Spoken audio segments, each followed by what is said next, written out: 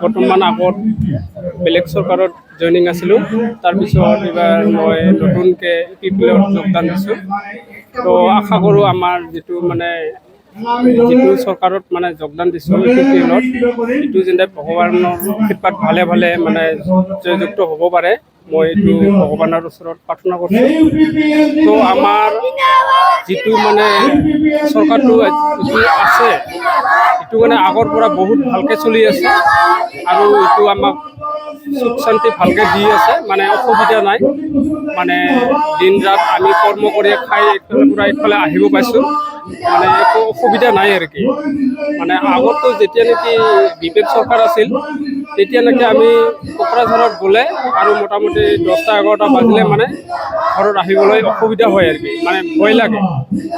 এইটো ৰাস্তা দি গ'লে কিবা হ'ব নেকি, কোনোবাই মাৰিব নেকি, এইটো ভয় ভাৱ আছিলে আৰু কি। কিন্তু আমাৰ যিটো ইপিপিএল চৰকাৰ আহিছে, এইটো চৰকাৰে ভালে আছে আৰু ভয়ো নাই। ৰাতি 11টা 12টা বাজিলেও কোনো অসুবিধা নাই, ভালকৈ কাম কৰি আছোঁ, ভালকৈ চলিব পাৰে আছোঁ, ভয় ভীতিও নাই আৰু ভালকৈ চলি আছোঁ আৰু কি। ছাৰ ক'ব লগা মোৰ ইমান হেৰি নাই, তথাপিও মই আশা কৰোঁ আমাৰ ইপিপিএল চৰকাৰ কৰ্মত পৰক, এইটো আমাৰ ভালকৈ চলি আছে, ভালকৈ চলি থাকিব আৰু মই আশা কৰোঁ ভালকৈ চলি থাকিব। তেখেতেতো ইমান দিন হ'ল, আজি ক'ব গ'লে বহুত বছৰে হ'ল আৰু কামটো এনেকুৱা একো দেখা পোৱা নাই মই, দেখা পোৱা নাইয়ে।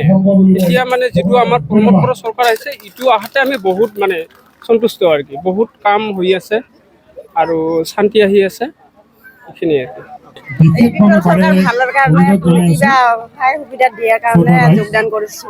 আগতেতো বিপিএলৰ সময়ত যেনিবা শান্তি নাছিল, এতিয়া শান্তি হৈছে, ভাল হৈছে, সেইকাৰণে যোগদান কৰিছো।